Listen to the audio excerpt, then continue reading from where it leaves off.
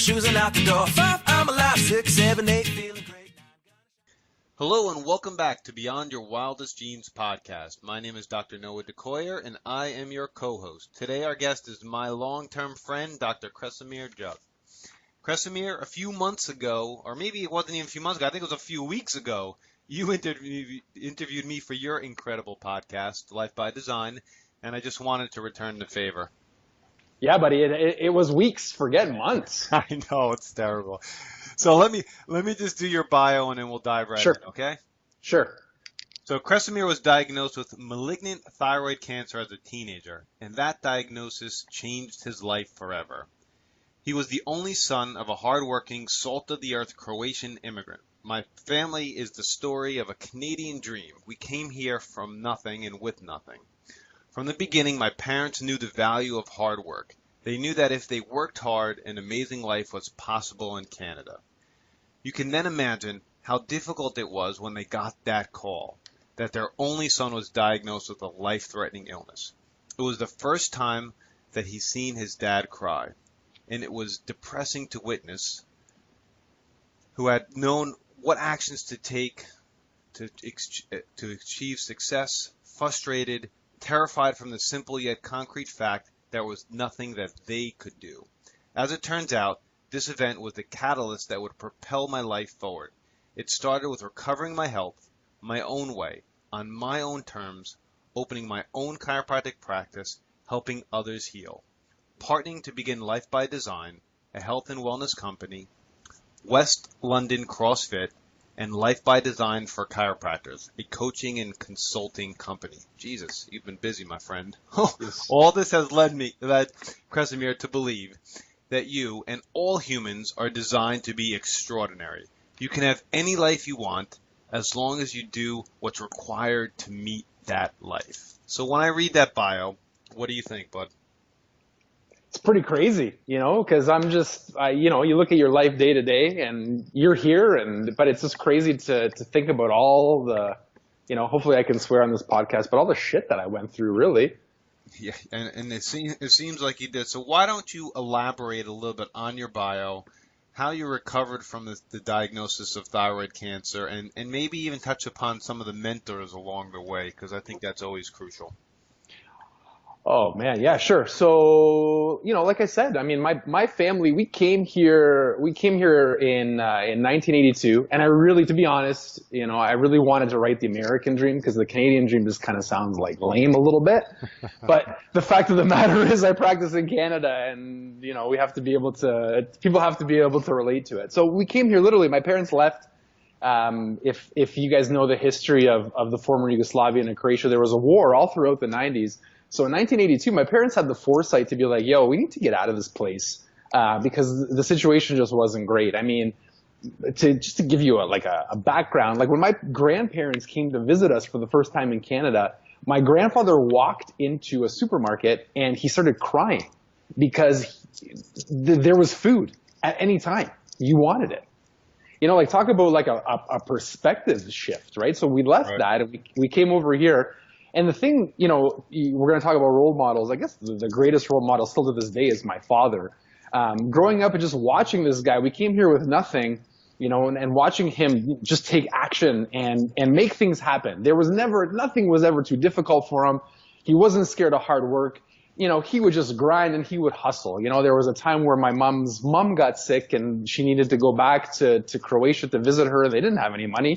No problem. He just got a second job. He picked up a couple extra shifts, worked some side stuff, made it happen. We needed shoes. He made it happen. He didn't care, man. He was just happy to be here, better life.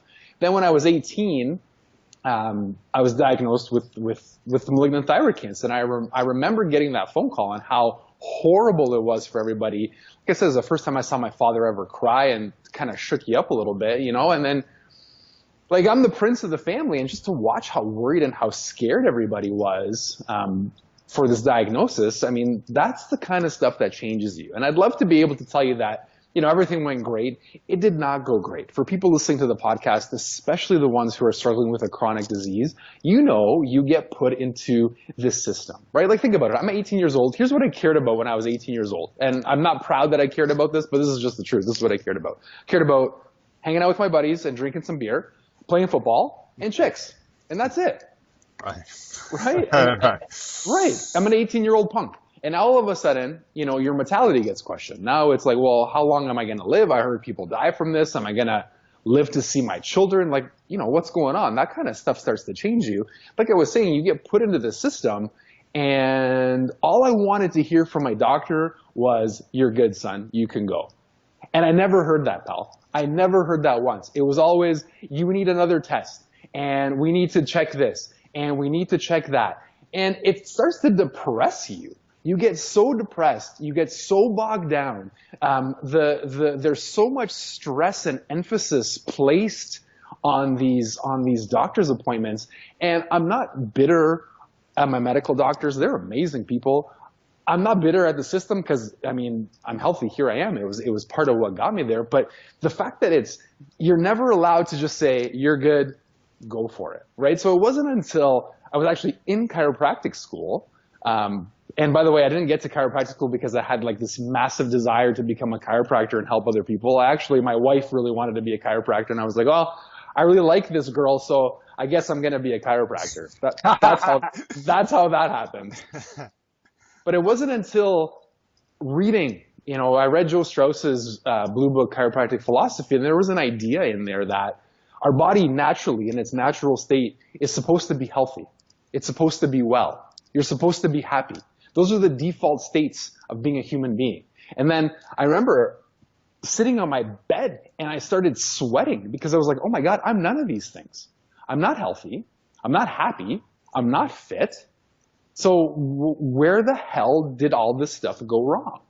And this is where I really started examining everything that I was doing. I changed everything. It didn't happen overnight. I'm not going to bore you with the gritty details of how hard it is to get your ass to the gym and start changing your diet. I think everyone listening knows that already.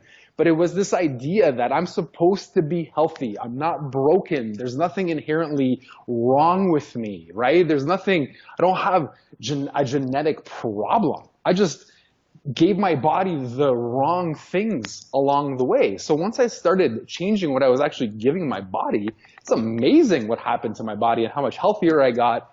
And to date, as far as I know, the last time I had a checkup with my oncologist, so this was in 1998, my diagnosis, I'm the only cancer patient that she has that hasn't remissed and gone back into cancer. Wow. To answer the second question, Life by Design essentially is a documentation, right? I'm far from a health guru, but I've done some pretty cool things with my health, and the other partners in Life by Design have had their own similar experiences. And Life by Design is a documentation of what we did, and it's essentially, and we can get more into it because I think it's really, really cool. It's a fundamental, bare bones blueprint of what you need to be doing at the fundamental level. No matter what else you're doing with your health, you need to be doing these things in order to build everything else on top of that. So let's dive in. You're clearly a serial entrepreneur. Yeah, I got a problem. Let's break down Life by Design and go for it. Sure. So again, Life by Design, the fundamental belief is you're designed to be extraordinary, right? And this is my biggest beef with what we're seeing in the world today, particularly the medical profession. Their fundamental premise is that you're made to be broken, right? It's only a matter of time. You have these faulty genes. You're going to break down. So the best that we can do is we can palliate and try to keep you, alive and feeling and functioning as best as you can. I just don't believe that, right? And that's not to say that there's not a valuable place for medicine. It's life-saving, it's life-giving, it's helped a ton of people. I just don't like the underlying premise that somehow we're designed to be broken, right? So with Life by Design, we use the analogy of a plant, right? So for example, everyone's taking care of a plant, and if you have a favorite plant and you come home and it's wilting and dying, right, the first thing you're thinking in your mind is, well, shit, dummy, I probably need to give it some water. So then you start giving it some water and you start giving it some food and you change its sunlight and you change the environment. But here's the crazy thing. You understand that if the plant gets everything that it needs, it's going to be healthy and it's going to thrive. And yet, when your body starts to wilt and your body's not giving you what you want, you don't think like that about your body. You think, well, I'm broken somehow. What surgery do I need, or what drug do I need to do? And it's not until people start changing that fundamental belief and they start looking at their body and the whole human race as a part of nature, right? Until we start changing that and treating ourselves accordingly, nothing's ever going to change in our health. So what we did with Life by Design, we took that belief, right? And now we applied it to the different components of Life by Design, which is Eat by Design, right? So the food that you put into your body, the fuel that you put into your body. Move by Design, movement, which is a requirement for the human body. Think by Design, which is psychological requirements for the human body. And Power by Design, which is spine and nerve system requirements. And here's a really important concept that I think is really cool to talk about. Because people hear this and they're like, well, he's telling me that I need to go to the chiropractor. Well, no, I'm not telling you that you need to go to the chiropractor. If anything, I don't think people need chiropractic, right? The requirement, what the human body needs neurologically, the requirement is a brain and spine that work well. The strategy, and the only strategy to date that can address that requirement, happens to be chiropractic care, right? And it's the same with training. Oh, he's going to tell me to go to CrossFit. No, I'm not going to tell you to go to CrossFit. I'm telling you that your fundamental physiological requirements as a human being are mobility, strength, conditioning, and movement. I don't care if you go to CrossFit or not to get those things, but I can show you how to start incorporating those requirements into your body, because movement is a physiological need. That's beautifully said and outlined incredibly. I have very little to add there, Krasimir. I'm nearly speechless. Good job, brother. Thank you, pal. I appreciate it. Now, in our discussions in the past, we've talked about this before. And when it comes to your own health, what's the difference between strategies and requirements? And you touched about it a little bit, but I'd like you to expound on that a little bit more. Sure. So we can't argue about requirements, right? A requirement is something that we've known through observation, through scientific research, is something that's required for your body. You need it, right? It's like trying to argue with me that oxygen is not a requirement for the human body to thrive and to live, right? You can argue and you can think that you're right, but if you try to go without oxygen, you're going to die. That's just the fact of reality.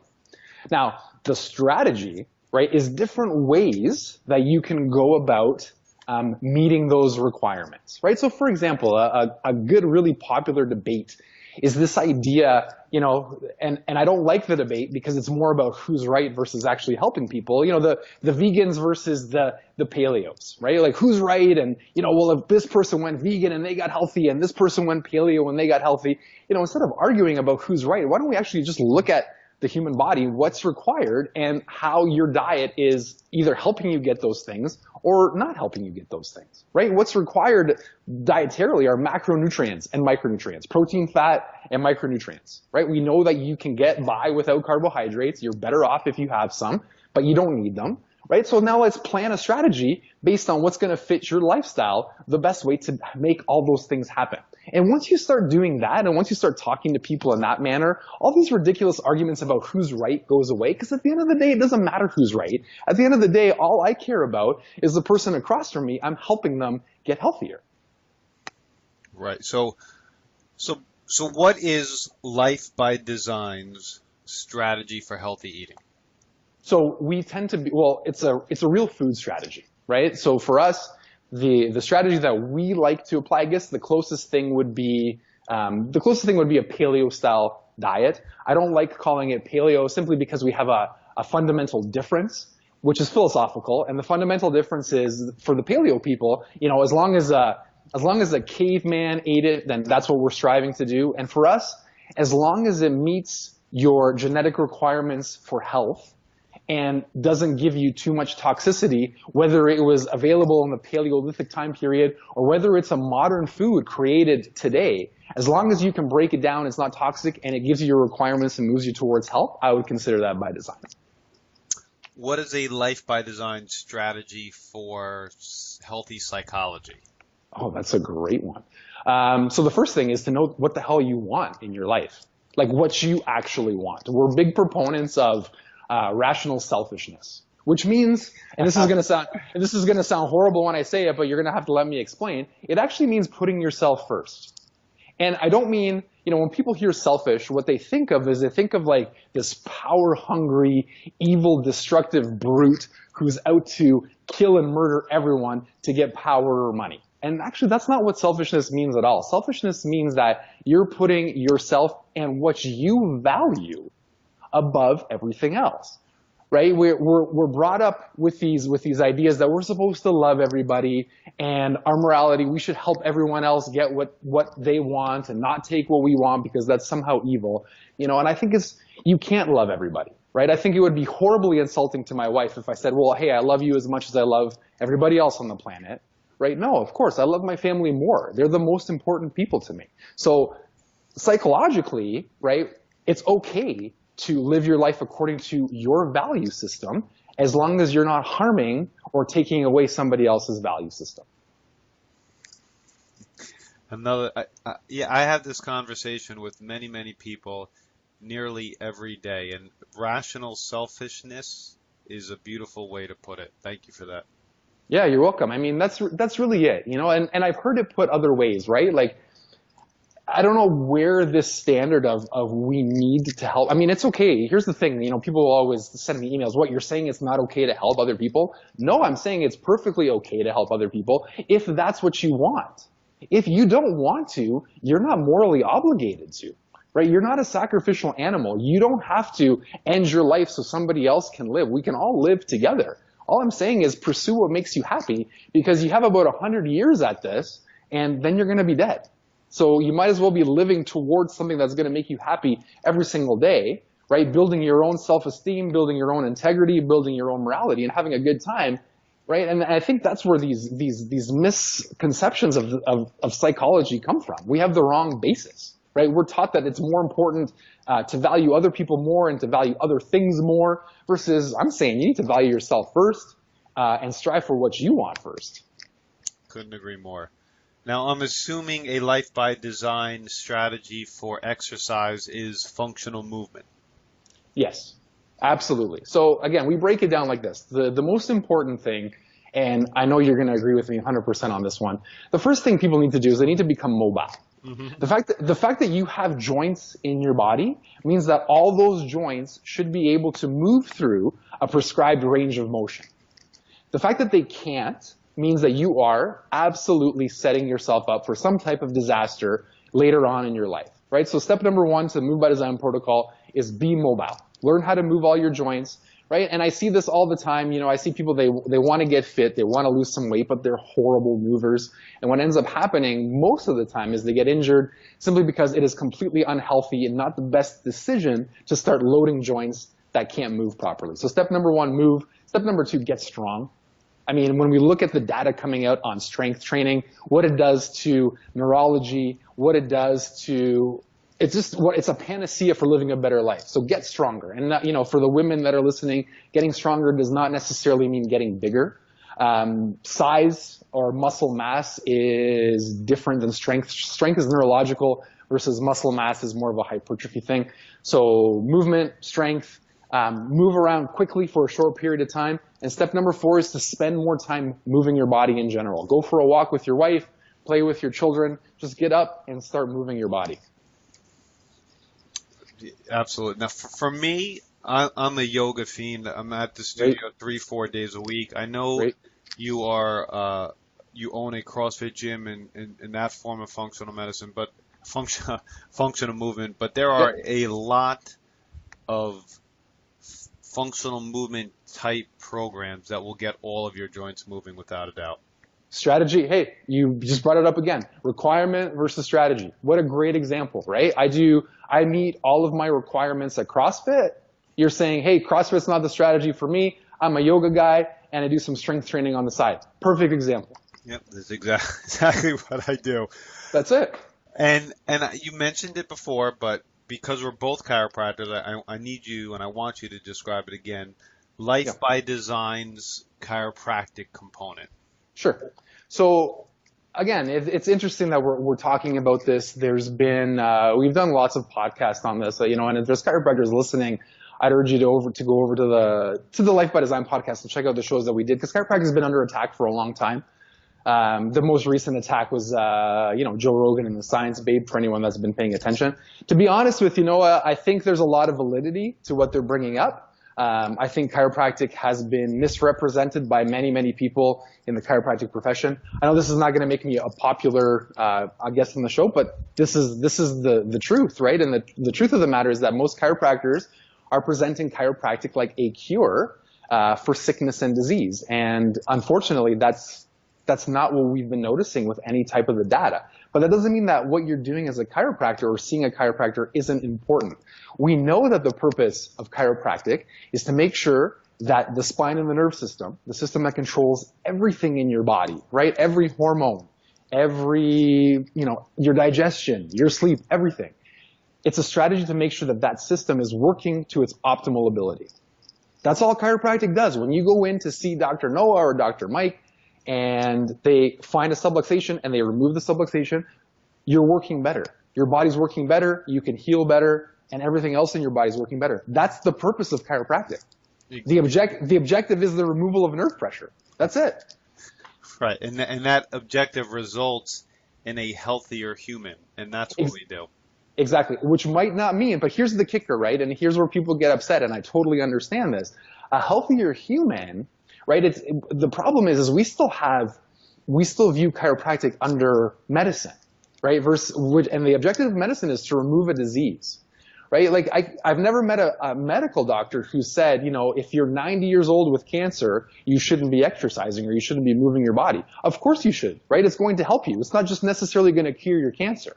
And chiropractic, properly applied, belongs in the same paradigm. It doesn't matter if you're 90 and dying with brain tumors or if you're 7 days old, you're just better off having a brain and spine that work better. That's the message. Exactly. And that's the message we need to be promoting. And that's what we promote whenever we bring up chiropractic, and I know you do as well. Of course. And I don't use the word strategy like you have, and I will, but it is a strategy for a healthier, higher functioning life, and that's what it is. Well, just as an aside, something that's really hilarious. Next time you do a public talk, because you have to get into the mind of the people that are listening, right? And they know that you're a chiropractor, and here's what they're thinking. They're thinking, here comes the sales pitch. He's going to try to give me the sales pitch. Imagine opening up your sales pitch with, listen, you don't need to see a chiropractor. But here's what you do need. You need a brain and a spine that work really well. And if I find a problem with your brain and your spine, I can help you. If I don't, sorry, you're out of luck. Exactly. Simply said. Now I have two final questions for you. Sure. And I hope you indulge me. The first is, maybe more. Yeah, I wasn't going to ask that, but Yankees, Mets, Giants, Jets. Really? Yeah. What do we got? Sorry, pal, we're not gonna agree. I like actually I like both of them. I'd have to take Yankees over Mets, and I like the Giants, man. I'm a G-man all the way on that one. Cool. All right, so here's my questions. A day in the life of Dr. Kresimir. How does it start? How does it end? Oh boy. Okay. So like just a typical day, what I do most days. Yeah, typical day, kind of an average day. Not a vacation day, maybe not, just what you do on a regular basis. Yep. So I get up, alarm goes off at 4:40 a.m. I'm downstairs in my basement at 5. I have my power hour for half an hour. For those people that don't know what power hour is, I get ready for the day. I essentially plan out everything that's going to happen that day based on what my quarterly goals are. I do half an hour of reading after that. I then go upstairs. My wife does all the meal prep, so I spend about half an hour just getting meals ready for that day. I go to the office from 8 to 10, check a whole bunch of people, have a lot of fun, and then between 10 and 3, I'm usually doing some type of other work for one of the other companies, meetings, recording, meeting awesome people like you on the podcast. Back in the office, 4 to 6:30, go home, make sure I'm there for my kids, play with them, put them to bed, hang out with my wife for a bit. I study for another half an hour. I got to update I study the stock market for half an hour because I'm learning how to invest, and then it's bedtime. My day is quite like that as well, and it's important. I hope the audience picked up on how, you set up your day and your quarterly goals. I mean, I have yearly goals, I have quarterly goals, I have weekly goals, daily goals, and they're always reviewed, and they're reviewed every single day, and then every quarter I make a new set, and then it all kind of goes into that whole picture of what my entire yearly goals look like, and I'm sure you do some very similar things as well. Well, just to go back and to tie some of the ideas together, I mean, you asked me, hey, what's the psychological requirements? The first one is knowing what you want, right? So I know what I want, and now I've devised a plan on how it is that I'm going to get there. And that's, once you really know what you want and it really drives you and you wake up and you're excited to pursue these things, it's easy to spend time learning and studying and working, because I'm sure somebody heard that schedule and they were like, this guy's out to lunch. I could never do something like that. And you know what? 10 years ago, I thought exactly the same until you realize what it is that you want. And then it's easy. Exactly. It's all about what you want. And you know what? I'd be remiss if I didn't mention this. Monday, I just got back from my first trip to Canada. I went, Nice. flew up to Nova Scotia, and I met, Tammy, Wanda Lee, Mike, Selena. Matthew Mixed. Yep, we got all together, and we had just a great time. So I just want to say that, and by the way, you have the most beautiful money. Your money's like artwork. Compared to American dollar, holy mackerel, it's beautiful. Yeah, I wish it was worth something. I know. Well, it's an ideal it's an ideal time for us Americans to go up there. We get like $1.20 for $1. So You know what? You guys have listened. We had to, when we were going to school, the exchange rate was similar to what it was now. So we got whacked then, and we're getting whacked now paying back all the loans that we have. So thanks, USA. double whammy. Double whammy. I hear you. So, how can our audience learn more about you? I mean, you have Life by Design. Where's your practice? If somebody's listening and they're actually near your practice for chiropractic care, lay that out for us. Yeah, sure. So I'm in London, Ontario, which is about 2 hours southwest of Toronto, Ontario. The best way to get a hold of me, honestly, guys, is through social media. On Instagram, it's Kresimir Jug. On Facebook, it's Kresimir Jug. And Life by Design. That's the best. I mean, we do the weekly podcast. It's been great. Those are the best ways to get a hold of me. Great. Thank you so much. Any last words, bud? Whoa, last words. It's like planning for my funeral here. No, here's an interesting thought. I've been thinking about this a lot lately. And it's not easy, guys. Just don't stop. Like the worst thing that I see, and the thing that breaks my heart, Noah, and I think you're gonna agree with me on this one, is people show up, desperate to change, and they start and they see positive results, and then something happens in their life, they get stressed out, and things stop, and then instead of just saying, well, that sucked, and starting up again, they spend so much time beating themselves up about how stupid they are and how they failed and how they can never do this. Failures are part of it. I just wish you could see what we see, you guys, when we see you trying. You're doing so awesome. Just love yourself enough and just get back on and keep going. I've been thinking a little bit about that recently. Like, I wake up in the morning, I go to my yoga class at 6. Sometimes I get to the office and I'm already a little bit pooped, and I could easily lay down and go to bed. But if I just take that simple action step of starting to get to work, it just flows into a beautiful day. So it's just taking that action step. Like you've heard my story. It was my mother taking that action step to go into a chiropractor. And it's whatever. It's just life is just consistently taking that next action step. Yep.